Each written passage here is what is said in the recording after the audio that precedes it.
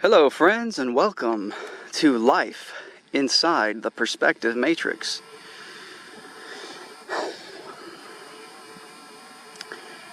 I know. The globetards, frantic for proof of their spinning space ball, will concoct all types of fairy tales and pseudoscience trash to prove we live in a sphere. But the truth is that there is no real good proof we live in a sphere. It's just trash evidence. It's embarrassing, actually. I would be embarrassed to be a glober in the 21st century. Like, I'm talking about paper bag levels. Like, put a fucking paper bag over your head. You see, they don't understand that we view the world... our eyes and even cameras create a highly biased, subjective interpretation of the physical world around us. That's what our eyes do. But globers don't comprehend this because they're consciousness deniers at the end of the day. That's what an atheistic globetard is. They're a consciousness denier. And one of the most defining features of sentience, of subjective experience, is the way that we view the world with our eyeballs and subjectively interpret things. One of those being perspective. Zoom out here for a second. Perspective. That's a very subjective thing. That's the way you subjectively see the physical geometry of the world. But I mean, just look at it. You know, we all know that the ocean isn't rising up to the camera's eye level right now. Okay, fine, they say it is, because that's actually the bulge of the Earth rising up, peaking at the horizon, and then you can't see what's on the other side of the curve. So they actually want you to believe that you're actually slightly standing backwards, like, I don't know if you can see me. They want you to believe that right now, you're like this. It's madness. They want you to be that right now you're like this, and you're on the point. And then the Earth, the curve is going like this. I mean, come on. It's just like, come on. You're retarded. We all know this. I mean, any high IQ skeptic understands. You know, it's just like basic, like, okay, like, just like critical thinking and like the hashtag skepticism, you know? It's just like, everybody who has a functioning brain gets it, unless you're just a diehard cult member. Just weird globe defender person. It's just so strange. But, we all know that the ocean isn't actually rising up. And they'll say, oh, that's the curve doing that because you live on a sphere. Well, that's mentally retarded, number one. There's no proof of that. But number two, okay, even in a long hallway, just 400 feet, you're going to see that floor appear to ramp up. Nobody denies it. This is perspective. The floor beneath your feet ramps up to eye level. The ceiling above your head ramps down to eye level.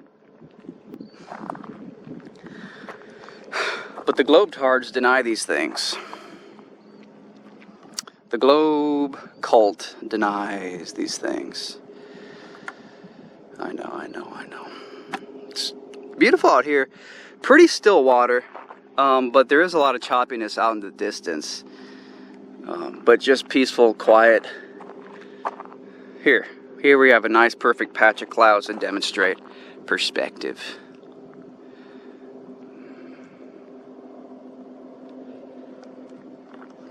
Let's tilt this even. So, I mean, you see those clouds there.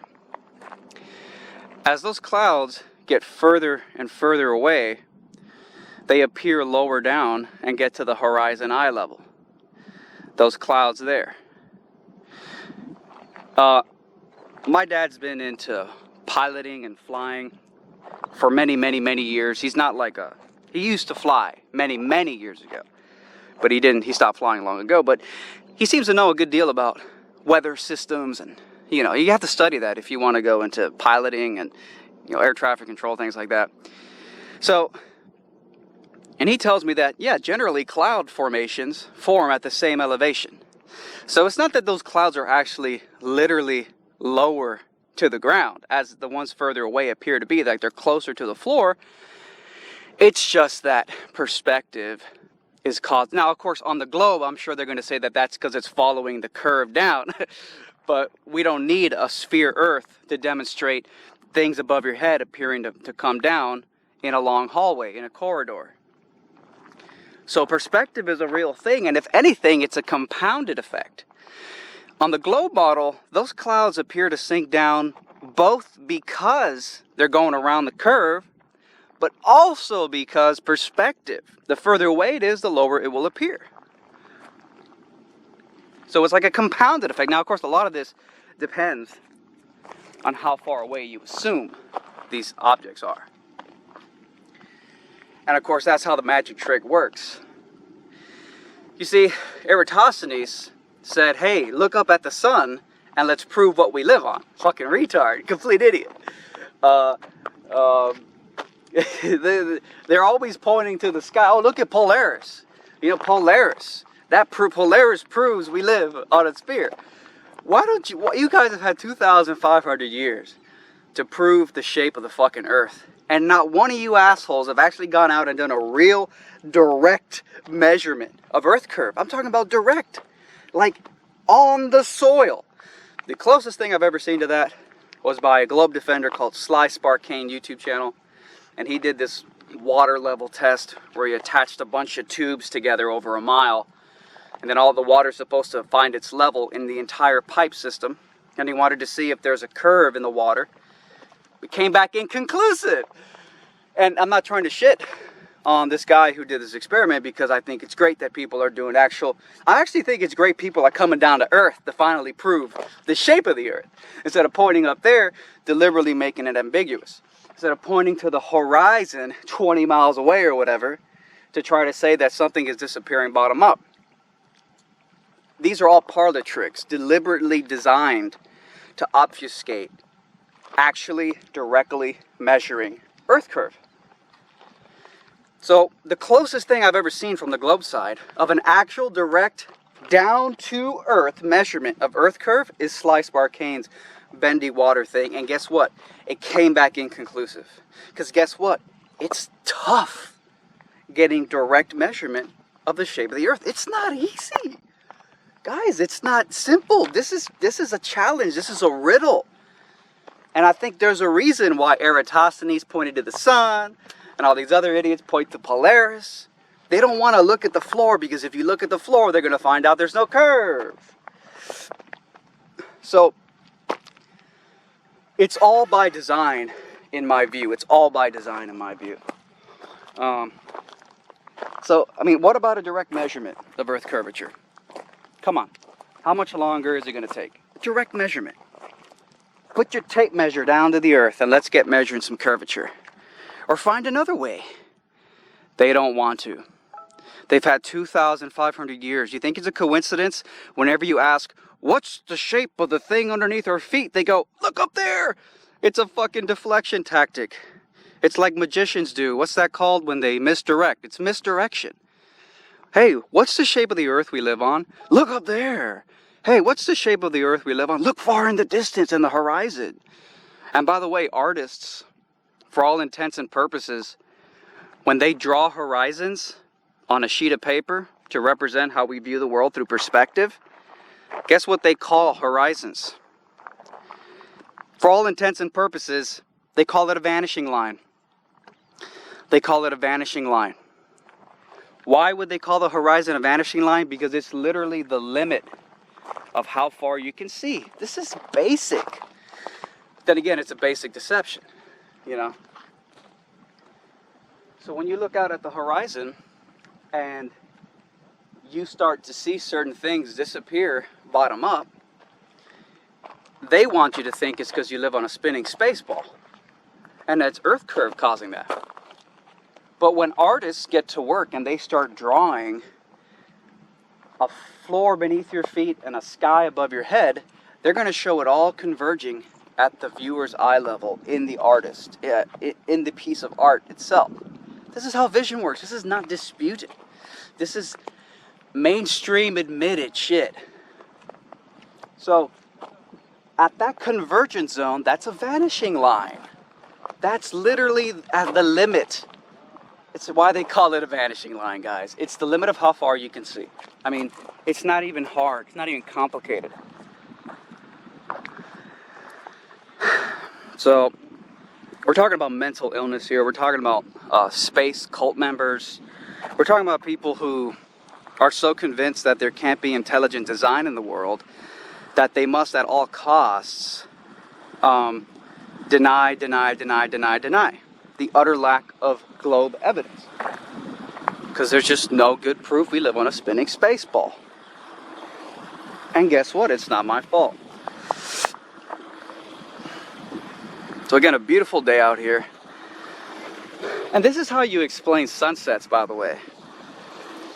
The sun is simply emerging out of the vanishing line because it's getting closer to you. Now, to be fair, has a flat earther gotten in a fucking rocket ship and followed the sun to confirm its actual location? No, to be fair. The point is that there is a legitimate alternative explanation to what we observe. So, but like I said, they have to deny. Because if you're committed to your physicalist atheist worldview, you can't. You just can't accept an alternative explanation for things. So let's go ahead and do some magnification. Let's zoom in here. So, see, artists call it a vanishing line. Globetards call it a horizon. And ironically, on the spinning globe model, the horizon is a vanishing line. It causes things to vanish because they're allegedly on the other side of the curve. I mean, come on. Too many coincidences here for a random universe with no design. Too many coincidences, you retards. No, you can't keep saying that flat earthers are just stupid. You can't keep saying that they're just morons and liars and deceivers. There are legitimate questions that need to be answered, and the spinning spaceball model has been moving the globe post for far too long. So, just get used to it, guys. We live in a perspective matrix. There's zero proof of Earth curvature. And when there's no proof of the globe, you default back to flat Earth. Simple.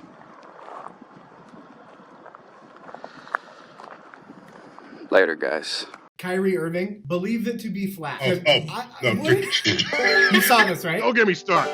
So we are not on a spinning ball. Okay. We're on a flat, motionless. Oh, this is flat Earth. So you're pitching this as a serious call. Yeah, no, that's yours. Welcome back, my woke friends. Earth looks flat, it feels flat. The logical explanation is the Earth is flat, right? No. You saw this, right? Don't get me started. And that dude who jumped out of a perfectly good balloon, what's his name? Felix Baumgartner. Felix Baumgartner. It's billed as the free fall from the edge of space. Don't get me started. He would have been about 2 millimeters above the surface of this globe. That's his edge of space jump. And you don't see the curve of the Earth at any altitude. And then You can see the curve of the Earth at certain altitudes, though. Yeah, I was on a plane to get here and I saw it. Yeah. This morning, the Austrian daredevil plans to jump from 23 miles above the New Mexican desert. That's 120,000 feet, 4 times higher than most passenger planes fly. And not only that, they made sure to photograph him standing there with a really wide-angle lens, which curves horizontal lines. So in the photo, you see this curvature of Earth's surface, and he said, wow, he's in space, look at that. No, he's not. And so when I went flying from England to Africa, the curvature that I saw, would that be just something that I expected to see and my sort of eyes made it look that way? It was observation that showed us the Earth's curvature in the first place. And if you don't believe all of those scientists and government people for some reason, fly in an airplane and behold an inarguably spherical Earth. At that height, you don't see the curvature of the Earth. if you are 2 millimeters above this beach ball. This is a man who just minutes ago was going 536 miles an hour, break the sound barrier on his way down. The sky was totally black, you know, I could see the curvature of the earth, so it was amazing today. You don't see the curvature of the earth. I could see the curvature of the earth. You don't see the curvature of the earth if you are 2 millimeters above this beach ball. It is, you just don't. That stuff is flat. I travel a lot and I fly a lot and I can see the curvature when I fly. Okay, so 35,000 feet, you can see it, right? That's what you're saying? Generally speaking, I can see a slight curve to it, yeah. Okay, so Neil deGrasse Tyson says that you can't see it at that altitude, so I really... This really doesn't. We have satellites. That stuff is flat.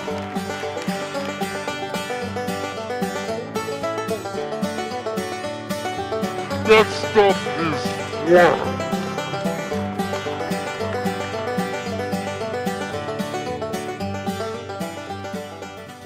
Don't get me started.